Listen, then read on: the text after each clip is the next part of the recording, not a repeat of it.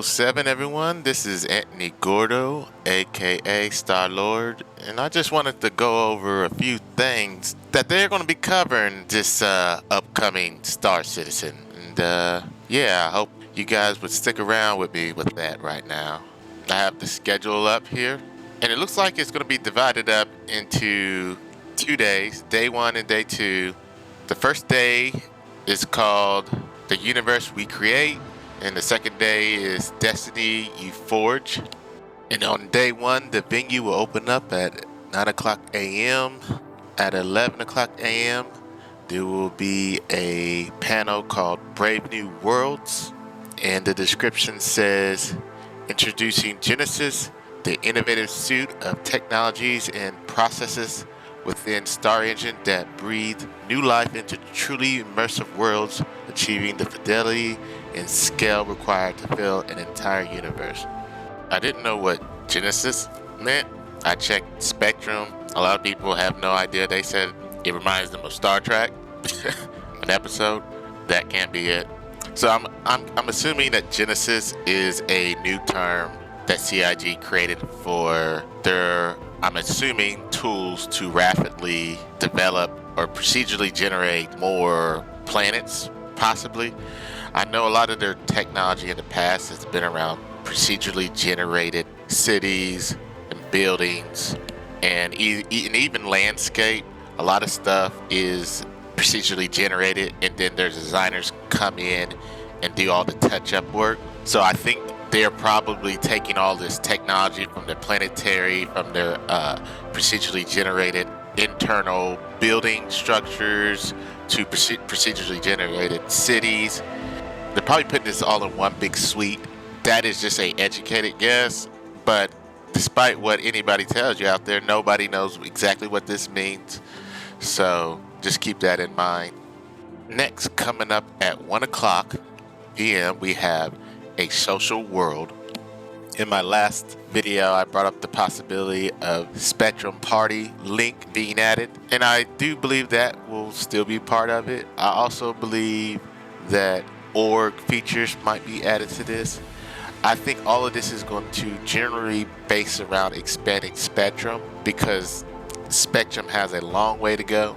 We still have to have voice over IP. We still have to have party joining within Spectrum, so we can then be able to join diverse as a party, and we can organize within the Spectrum community rather than using something like Discord. So I definitely feel like Spectrum is going to be critical when it comes to all these social things that goes around it. When it comes to organizations, when it comes to raids, hierarchies, I think those are going to be critical. When we essentially have raids, we're going to have 200, 300 people in one party. That's a lot of people talking at once. There is going to have to be some type of hierarchy system which allows the commanders to communicate with the squad leaders and allow the squad leaders to communicate with the squad members, almost like the game Squad. If anybody's played the game Squad, nobody can talk on the same channels. Only squad members can talk on their own squad, in their own squad, and they can only communicate with the squad leader, and only the squad leader can communicate with the commander. Then at 2:45, we have the 2954 cosplay competition by Toby. The description says, the fan favorite event returns where Star Citizen enthusiasts from around the verse showcase their most impressive game-inspired looks. I'm not going to be there for that. For everybody that's going to be there, I'm sure that's going to be fun. But I'm not really a cosplay person, nor am I going to be there. But I'm sure that's going to be exciting. I'll be looking forward to seeing it on the stream. So that being said, let's move on. At 3:30, we have Dress to Kill. This is going to be more of an in-game thing, I'm assuming, when it comes to fashion wear. All I want is a holster with regular casual wear. We got holsters that you can wear on spacesuits. I want to look like Han Solo. I want to wear some jeans, some boots, and a t-shirt with a holster. and maybe a gun on the back. It would be nice to be able to wear casual clothes and still be armed with a weapon. So CIG, please bring that in for Dress to Kill. If you're gonna do that, then yeah, give me a tuxedo with a gun. At 4:30, we got Beyond Pyro. I'm assuming this is gonna be more on something like Nyx. A lot of people think that Nyx is gonna be the next thing. I hope that's gonna be the case here. There's not a whole lot to go off of with that, so I'm gonna leave it there. And then at 5:30, I think that's gonna be Squadron 42 preview. It's redacted right now, but I think that's gonna be a Squadron 42 preview. Who knows? But that's gonna be exciting to look forward to. On day 2 at 10 o'clock a.m., we have Crafting Your Home. This will deal with crafting in general. Considering it's crafting your home, I'm assuming it's going to probably deal with different types of homes you can build. I'm assuming maybe you can build a clay home, or a more expensive home would probably be mining and refining, or build some type of cement to build something more sturdy.